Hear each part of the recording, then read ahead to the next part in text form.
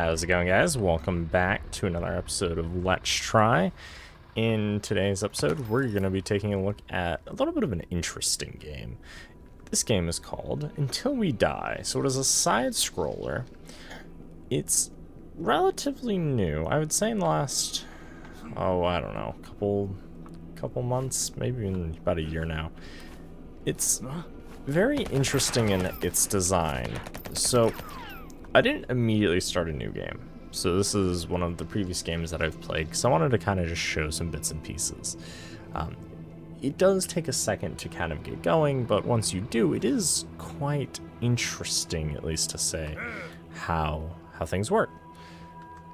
So I'm not going to continue this match too far, but I do want to just kind of show you some of the more progressively I don't want to say endgame, but just some of the more progressively interesting mechanics.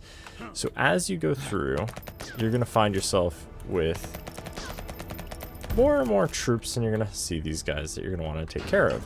And so, of course, you expand kind of left and right side. So it's similar to Kingdom New Lands, which are, of course, games that I'll probably at some point highlight in this series of Let's Try. But for now, we're going to be using these guys.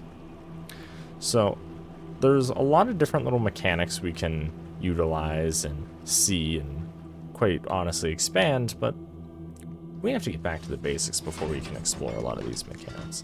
So why don't we go ahead and hit restart. Yep. So we're going to restart. So in this game, it's a story of effectively some meteor crash landed and you are driven into the subways. Sounds pretty familiar, right? So anybody who's played Metro or seen Metro, it's kind of similar to that.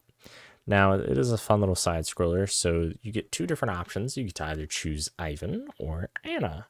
And of course, they have some backstory to them, but they also tell us different things that they have. So here we have every 5th round is explosive, or restores stamina when she picks up food, both of which could be fairly good. I'm going to just go ahead with Ivan, the generic, so we're going to go ahead and hit continue. And so here you can see there's a game setup. And so it tells us our scouts have confirmed the integrity of the ventilation shaft at, I'm not even going to try to pronounce that, station. The decision was taken to gain a foothold in the area. And so, of course, here we have our little map, but we only have this little dot for now. There's also, of course, difficulty, and we need to restore power to the station and survive for 28 days before the arrival of our main forces. Good luck, Commander. Okay, and we have tons of different little difficulties, and if you're ever wondering what they do, it tells us, well, the max rank we can get. It tells us tutorials on how long we need to survive and what the difficulty is. It also tells us all these different little things as well, about conditions that might occur while we're in the game. So, of course, we have, for instance, there's little growths that are going to occur. Fewer mushrooms and supply crates are on the map. Mutants have a particular type of health. Wall costs are certain things. So these are all the different things that we can have. So, for instance, if we turn season on, notice these ones are now all highlighted. These ones are all turned on. So for if we say we're playing seasoned, well, we could get a higher rank, but we also have fewer days, and there's noticeably harder modifiers.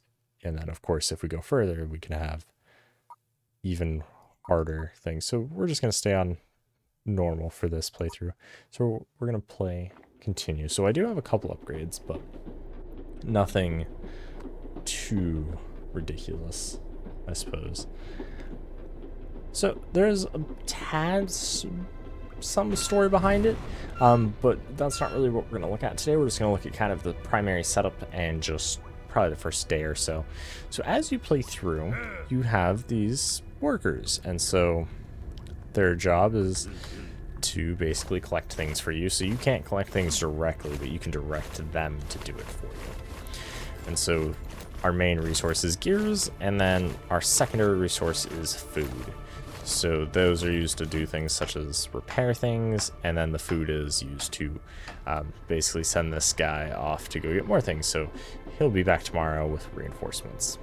So now with our 3 little guys, we're going to have 2 of them repair, and then we're going to take the 3rd one to go ahead and sort through some trash so we can get some more gears.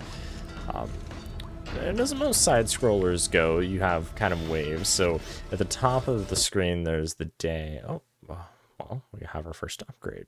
So we just select a bonus. We can either get, for the next 2 trips, we're going to bring in additional followers. So instead of 1, we're going to get 2. For each dwelling of the 4th level, 1 tramp will come to the base. Okay. So we do get quite a little nice bonus there for additional things. Or we can get leader. Followers work faster when close to the commander and gain significant resistance to all damage types. So we either get more workers or we get stronger workers, at least the ones directly near us. I think the bonus on the left is going to be more short term, and the one on the right is going to be more long term. So because this is more short term, I'm going to pick the one on the left. Now, if you were going for a longer run, I would definitely recommend going the one on the right. So now that we have our generator, so this is kind of the heart of our base. It's the center, it's the thing we need to keep alive, otherwise we lose. So we also are going to need some food, so let's go ahead and cut some mushrooms. I believe this game is based in either Russia or former Soviet Union. I'm not particularly sure when the specific geographic region was, but I do know that it has... I think the developer is Ukrainian, actually, if I remember correctly from the dev diaries.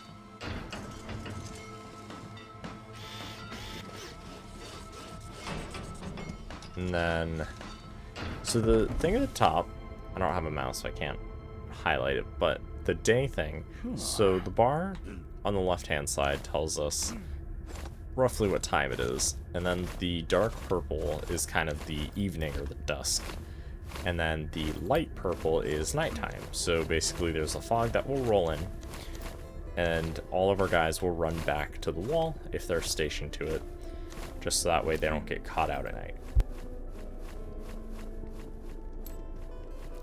Nope, so the fog is thickening. Let's fall back behind the walls. And so we do have a gun we can use to defend ourselves. It has a reload.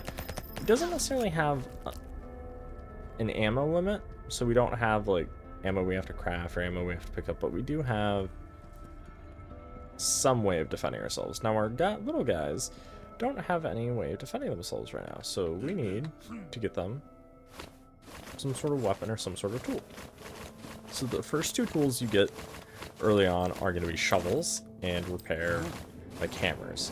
So the hammers are going to change these guys from general workers into engineers, which can only modify build stations, or like repair things and do the stuff of that nature. They'll repair things a little bit faster and whatnot. Ooh, he has even more help for us. And the little guy will also make some fun little noise. He'll play us some nice little songs. So let's go ahead and grab our 2 guys so we get some of that. So he's gonna grab scrap for us, which is nice. So let's go ahead and get our guys working. And notice at the top of the screen, the little barricade's turning red. So that tells us something has attacked it. Now they do take damage on the walls, so they won't necessarily indefinitely stay alive and just repeatedly damage it. The walls do have some passive attack. And so notice we had to pay the guy some food. We had to pay him 8 food, and so he'll go and he'll find us more followers and bring us some more supplies. So now that the wave is over, I'm gonna go ahead and get our guys doing a couple things. Let's get them farming that. Let's get them building that so everybody's doing something. As you go through, you'll definitely develop a strategy, and I'm pretty sure there are some guides for how to go through and complete these levels. If you would like to see me do a guide for how to beat this level, definitely will leave that down below. And if there's enough support for it, then sure, I'll go ahead and come up with some sort of guide to be able to complete this. It's a pretty, I don't know, I think it's a fun, interesting game to play. It's definitely different than your typical FPS, or whatever primary genre that you play, as it's just a nice little reprieve from, I think, the whole like FPS cycle of grinding for things or RPGs. It's just a nice little relaxing game to play. I really enjoy it because it's one of those games that it's like, okay, I'm going to try a run today, see if it works. The run didn't really do very well, so, you know, I'm going to wait and try again another day, right? So it's not a game that you have to constantly play, which is fun. And it's really nice. So notice, our wall is damaged, but our shovel guy's not repairing it. That's because their job is not to do that. Their job is to gather stuff. So like if they're breaking out things like that, that's also to more or less, there are early defenders or early melee people. So this little thing right here, this is a recycler. So for instance, we say, oh, well, we have too many engineers or we have too many shovel guys. Then we can actually have them take their item or take their tool and put it in here. Now, I don't believe we get the tool back. That tool will disappear. And so then, but we get a freed up worker. And also notice that there is a cooldown on how often we get new tools. So once this bar fills up, we'll get a whole new shovel. So let's head over here and check on our guys who are defending this side of the base. So they're wandering. At least this one is. And of course, we can always check what everybody's doing by just going by. Notice we have 2 more. Go ahead and pick that up. So we do have to harvest all the resources before we can send the guy back on his way. And if you notice at the top right, it tells us we have 4. Basically 4 unemployed guys, and we have 2 shovel guys. So we have science guy, so I'm going to assign 1 guy there just so that he's working. I'm going to grab these 2. Also going to go ahead and grab these 2. I'm going to get them working on that. So the shovel guys can dismantle big piles of rubble, but the little guys cannot. I'm also going to go ahead and get an engineer. And then what I'm going to do is I'm actually going to have the engineer start on science. And so there is some science. It's not like you get to freely choose the science. It's just a progress path of science. So as you get research beakers, you can actually have them go through and basically advance to the next tier of research, which helps. There's also certain milestones you can achieve as you go through and play, and there are certain objectives that will make your life easier if you complete them early, or side objectives. Those objectives are primarily being sealing off additional tunnels where creatures can enter the subway from, and that just makes basically nighttime a little bit easier, especially on what are effectively horde nights. Those will come, and it will warn you which side they're going to come from and all that, and so you can definitely prepare your defenses better for that. There's also a couple other different types of units to be aware of. So for instance, there are snipers, and then there's also submachine guns. And of course, here we get to pick another bonus. So we can either pick flashbang traps. So a flashbang trap will be placed behind each wall. The trap will be triggered when the wall's health falls below 30%. Once triggered, the trap stuns enemies for a short time. So it's good if you plan on falling back, or if you feel like you haven't quite set up a good defense. Or we can also choose barbed wire. Enemies take 2 points of damage for every 2 seconds that they're inside the barrage line. So that's a nice passive way to wear them down. The flashbang traps are also nice. However, the flashbang, to my knowledge, does not actually damage the enemies. So because of that, I do want to get the damage, because that will, I feel, make our defense easier. And so as you have troops set up on the wall, you can have, I usually like to have 1 guy there to repair and then some guys to defend, just so that way when you're not being engaged, they can go ahead and repair it up for you. You can also see in the top right hand, we can see that we have 2 workers, 2 shovelers, and 1 engineer. So the 1 engineer is here, and then 3 of our guys are on the left, so that means 1 guy is on the right. And then the shopkeepers don't count as population, because you can no longer move them around. Once you assign them to the shop, they're assigned to the shop. So this bazaar here requires somebody to put in, but once you refuel it, it allows you kind of have a rest station. So it's good for when you have extra food, because it allows you just to restore health. I don't typically try to light too many, just because it does eat up more of my food, and early on I'm trying to save it So as we advance, you can see, so notice how that thing up in the sky and a bunch of them drop down. So our goal is basically not to die. So a bunch of them are going to show up. So even an unarmed guy has some defense. He's going to be shooting a little air. Oh, I want to say arrow bow, a rock at them. He's not really shooting it. I guess he's throwing it at them. So we're going to go ahead and assign him to harvest that. And then you can always press tab to bring up the menu. Well, it's not really bringing it up, but showing the overlay of we have 15 scrap, 10 food, 2 science, how many workers we have, and the current limit on workers. So there is a limit, so it is important that you try to keep your expansion fast enough to be able to accommodate more workers, but also be knowledgeable of, okay, well, we're sending them out, and that will put us at 7 out of 8, so how can we expand? Well, we add these houses. So let's go ahead and get those 2 building houses. And then let's also get these 2 picking. And then I'll probably actually get them harvesting this rubble pile as soon as possible. And so as you go through, you'll build up each sides and continue to progress. So let's see how far we can get our guys out. We'll probably be able to make it through day 4. Ooh, so overgrowths. So we can either use shovels or we can burn them. Now, currently we only have access to the shovels. So the little purple-blue pods, those are effectively eggs. I can shoot them my thing, and they'll be just fine. But notice, there's just this little thing now. Well, I can't shoot it. However, if I grab...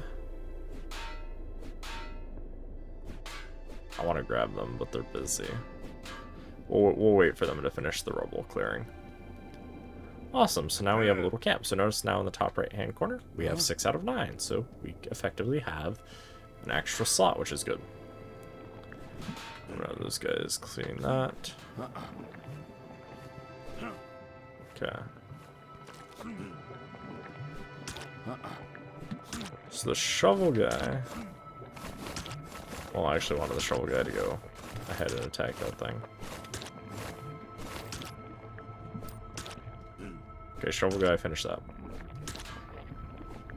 So as you can see, you do damage. Through melee, it's quite slow with just 1. You can assign up to 2 to one of these little blisters. And then, for instance, if you ever want to reshuffle... Which one is it? Reorders F. So, for instance, if I send out my guy, so if I press W, well, he's not a shovel guy. So then we press F, we reshuffle, and then we press W to send him out. Then we can move him around. And of course, I'm going to go ahead and build this wall, get it going. And our little cart guy is back.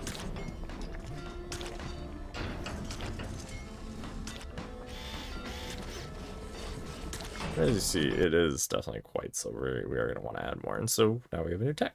So diggers gather supplies faster. Awesome. Okay, come on.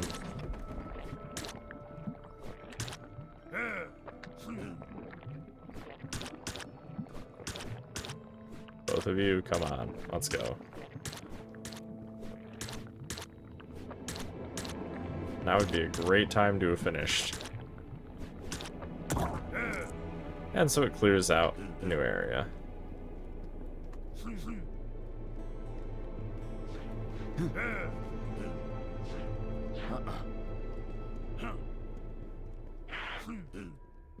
Oh no, mutant spotted by the right wall.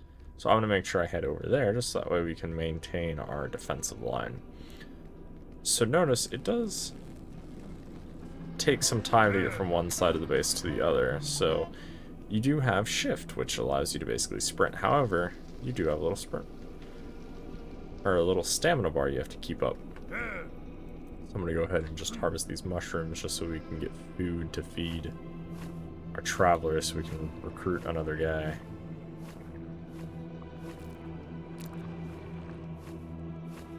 And for the most part, this is pretty much until we die. So to get to the higher level stuff, unfortunately this isn't a game that has the ability just for us to jump to it. I would have to have had a save for that, and I didn't, unfortunately. But if you do want to see me play through this game, either as a guide of just how to beat this level, like here's my, not necessarily most optimal pick, but here's one way of doing it. If you do roughly these choices, there I believe is some randomness to how things appear, but there is definitely a pretty structured way of figuring it out. So I don't think there's too much like randomness to each playthrough. However, if you do want to see me go through and either create a guide for how to complete it or even just a simple little walkthrough, by all means, definitely leave that down below in the comment section. And if you enjoyed something and if you like this game, definitely leave a like button on the channel. And if you haven't already, consider subscribing, as it really does help out. And with that, I am going to leave us off on day 4. So if you do want to see us come back to this, make sure you guys leave that down in the comment section. I will see you guys in the next one. Thanks for watching, guys. See you in the next one. Peace out.